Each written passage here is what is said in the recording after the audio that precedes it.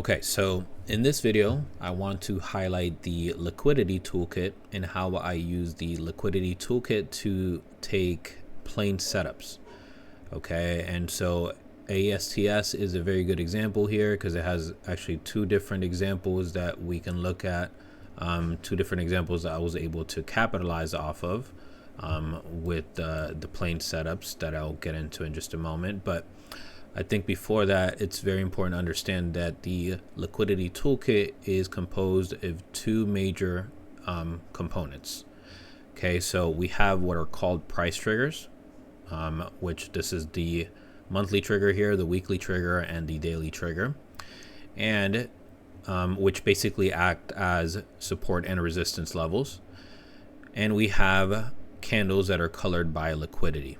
Okay, so if you see green candles colored by liquidity, that just means price is more likely to go up than to go down. And if you see red candles, that means that price is likely to go down.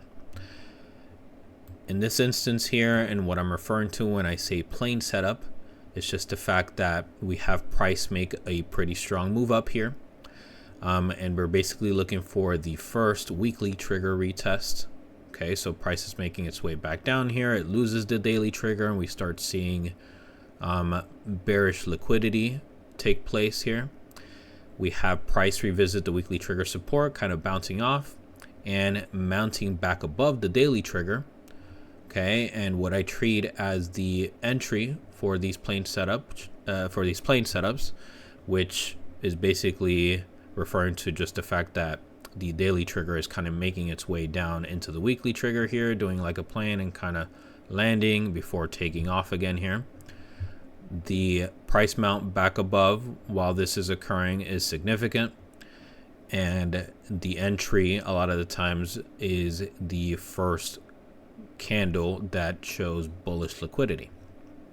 Okay, as you can see here, the reason I have this 26.37% here is just because that's just about how much I was able to capture off of this play. But as you can see, we saw a lot more upside in this play. And so the other thing you can see here is the fact that after we had the first bullish candle, we did see some time where we had bearish liquidity here. The good news is that the daily trigger kind of acts as very good support.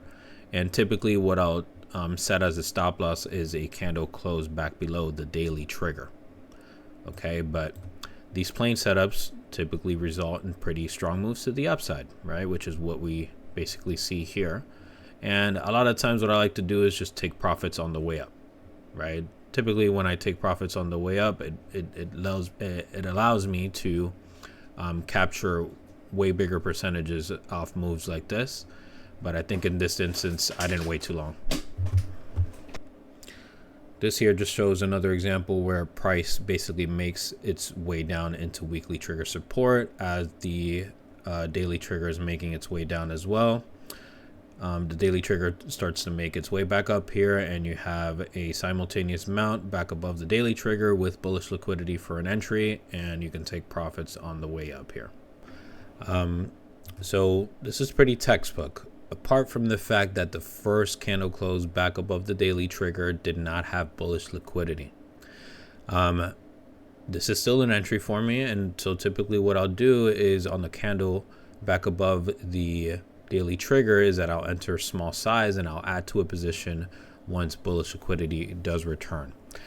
There is another tool that I kind of use to gauge how likely bullish liquidity is to return. And so that's the reason why I feel comfortable starting to build a position with a candle close back above the daily trigger, just because I am anticipating for bullish liquidity to return pretty soon here. And so this is, like I said, another example I was able to capitalize off of.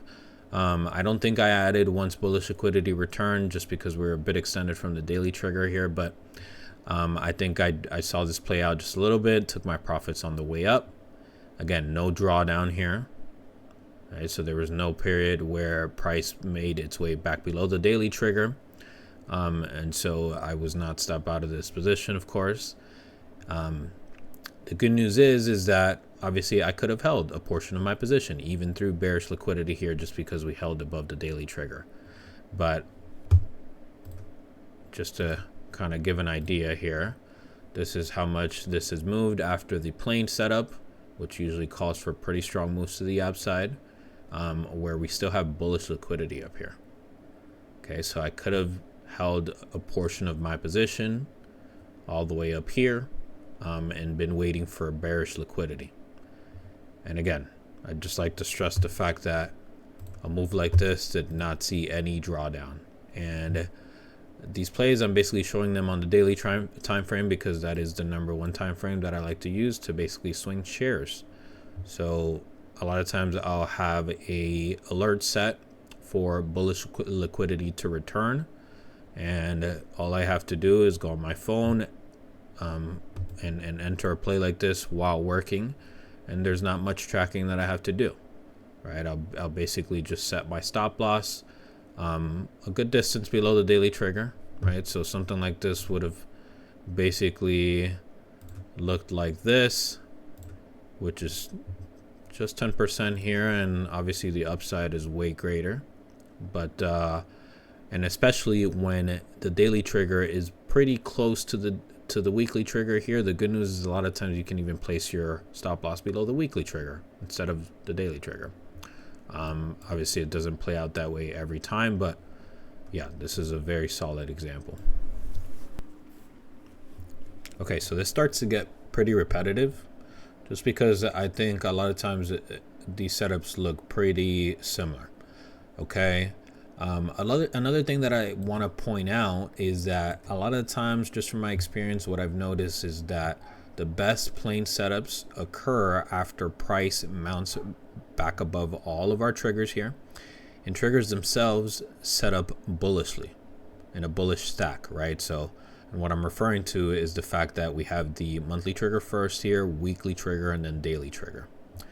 The first weekly trigger support retest that we see after price mounts above all triggers and triggers set up bullishly for the first time is typically the best plain setup that you can look for, from what I've noticed and from my experience. Okay, one thing that this plain setup is basically showing compared to the other ones is pretty different. It's just the fact that it took a pretty long time for bullish liquidity to return, and so I believe I did enter this candle here, and I held all through bearish liquidity just because we held above the daily trigger. Okay, this was somewhat of a fake out here, and normally I would stop out if the body of the candle was below the daily trigger, but I did stay in this. I entered small size because we had bearish liquidity on the mount back above, and I saw a pretty nice upside here. Okay, so again, something like this, right?